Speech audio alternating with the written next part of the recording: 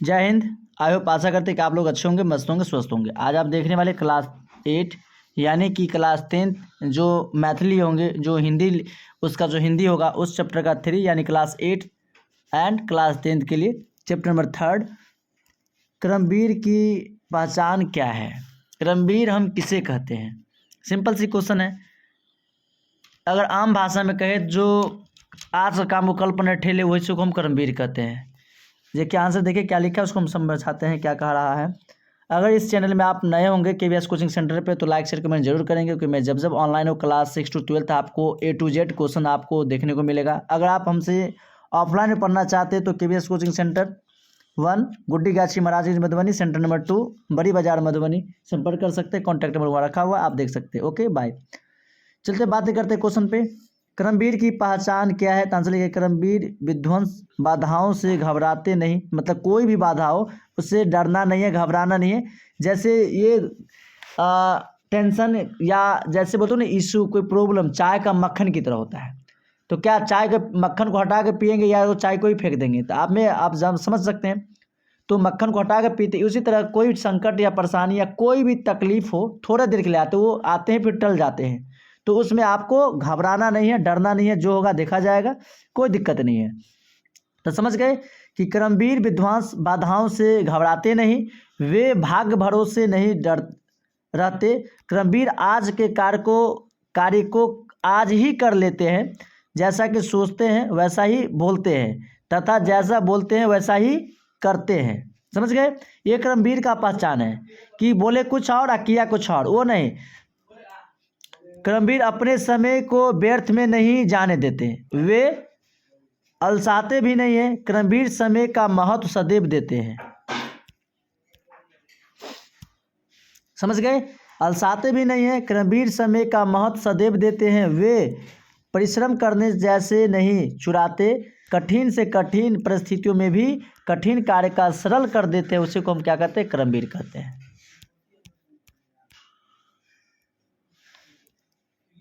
थकते नहीं हैं, जिस कार्य को अब आरंभ करते हैं उसे पूरा करके ही छोड़ते हैं, उसे उलझनों के बीच भी नहीं उत्साहित देखते हैं। उसी को हम कहते हैं क्रमवीर। समझ गए? चलिए नेक्स्ट क्वेश्चन नंबर देखते क्या कह रहा है। क्वेश्चन नंबर 2 कह रहा है, आप पढ़ेंगे यहाँ पर क्या कह रहा है, ध्यान देंगे कि अपने देश की उन्नति के लिए आप क्या क्या कीजिएगा। अपने देश की उन्नति के लिए आप क्या क्या कीजिएगा? तो आंसर बताएंगे आप मेरे भाई कि अपने देश की उन्नति के लिए हम कर्मनिष्ठ बनेंगे। कर्मनिष्ठ मतलब सब काम करेंगे, समय का महत्व देंगे, मन वचन कर्म तीनों से एक रहेंगे, कठिन से कठिन परिस्थिति में भी नहीं घबराएंगे, जिसे कार्य में हाथ डालेंगे उसे ही करके कदम लेंगे, आलस कभी भी नहीं करेंगे और कभी भी अपने कार्य को कल के भरोसे नहीं टालेंगे। इसके लिए हमें जो करना पड़े कोई दिक्कत नहीं है। तो समझ गए अपने देश की उन्नति के लिए हम क्या क्या कर सकते हैं। तो हम अपने देश की उन्नति के लिए विभिन्न काम कर सकते हैं, कठिन कर्मनिष्ठ बन सकते हैं, समय का महत्व दे सकते हैं, मन वचन और कर्म तीनों से एक रहेंगे, कठिन से कठिन परिस्थिति में भी घबराएंगे भी नहीं, जिस कार्य में हाथ डालेंगे उसे पूरा करके ही रुकेंगे। उसे ही हम क्या कहते हैं? कर्मवीर कहते हैं। ओके, चलते नेक्स्ट क्वेश्चन की ओर। चलिए नेक्स्ट क्वेश्चन में पढ़ेंगे 3 कि आप अपने को कर्मवीर कैसे साबित कर सकते हैं। आप अपने को कर्मवीर कैसे साबित कर सकते हैं? आंसर लिखेंगे, अपने को कर्मवीर साबित करने के लिए कर्तव्यनिष्ठ बनना होगा। कर्तव्यनिष्ठ मतलब जो हमारा कर्तव्य है वो हम अपना कर्म करेंगे, जो मेरा कर्म नहीं वो कर्म नहीं कर सकते। जैसे मेरा काम है पढ़ाना, हम पढ़ाने के जगह पर लेक्चर देंगे, गप्पे मारेंगे, तो कर्मनिष्ठ नहीं हुआ। मेरा काम है तो पढ़ाना, तो पढ़ाना ही मेरा काम है, तो मैं वही काम करूँगा। विद्यार्थी का काम है पढ़ना, तो विद्यार्थी पढ़ाई करेगा। लेकिन विद्यार्थी का मतलब होता है विद्या जो अर्थी, जो विद्या को अर्जन करे उसी को विद्यार्थी कहते हैं, बाकी तो ढोंगी होता है। समझ गए? तो आपको ढोंगी नहीं बनना है, आपको कर्मनिष्ठ बनना है। कर्तव्यनिष्ठ मतलब कि आपका जो कर्म है उस कर्म को पूरा करेंगे, उसके लिए आपको जो करना पड़े कीजिए, लेकिन कोई दिक्कत नहीं है। आप लेकिन पढ़िए, क्वेश्चन को बनाइए। समय का महत्व हमें देना होगा, परिश्रमी बनना पड़ेगा तथा आलस को त्यागना होगा, मन वचन और कर्म से एक ही रहना होगा। उपयुक्त कर्मवीर के गुणों को अपने में उतार कर हम अपने को कर्मवीर साबित कर सकते हैं। उपयुक्त कर्मवीर के गुणों को अपने में उतार कर हम अपने आप को कर्मवीर साबित कर सकते हैं। ओके, हम अपने को उतार कर कर्मवीर साबित कर सकते हैं। चलिए नेक्स्ट क्वेश्चन हम पढ़ते हैं 4। जा परिश्रमी के द्वारा मनोवैज्ञानिक लक्ष्य की प्राप्ति की जा सकती है कैसे? जो यहाँ जो लिखना, जो परिश्रमी है उसे मनोवांछित लक्ष्य की प्राप्ति अवश्य होती है। परिश्रमी व्यक्ति कभी भी आलस नहीं दिखाते।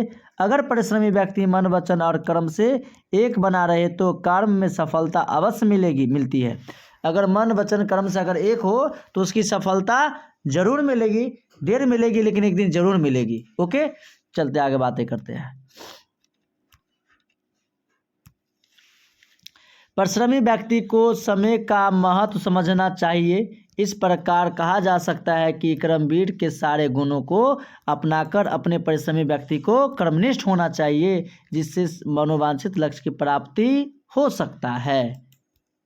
चलिए नेक्स्ट क्वेश्चन नंबर 5 पढ़ते हैं। आप किसे अपना आदर्श मानते हैं और क्यों मानते हैं? आप सबसे पहले बताइए कि आप किसे अपना आदर्श मानते हैं और क्यों मानते हैं। आंसर लिखेंगे मेरे भाई, हम अपना आदर्श महात्मा गांधी को मानते हैं। हम अपना आदर्श किसी को मान सकते हैं। हम अपना आदर्श महात्मा गांधी को मानते हैं क्योंकि हम सादगी, सच्चाई और अहिंसा पर विश्वास करते हैं तथा सतत प्रयत्नशील रहने का प्रयास करते हैं। ये सब आदर्श महात्मा गांधी में मौजूद थे, इसलिए हम उसको क्या करते हैं, फॉलो करते हैं। अगर आप बताइए कमेंट करके आप किसको फॉलो कर रहे हैं। ओके बाय, मिलते हैं नेक्स्ट क्लास में। थैंक यू बेट्स ऑफ ऑल एवरीवन। अगर आप KVS कोचिंग सेंटर पर नए होंगे तो लाइक शेयर कमेंट जरूर करें। आपका अपना channel KVS coaching centre. Okay bye, thank you बेट्स ऑफ ऑल एवरीवन।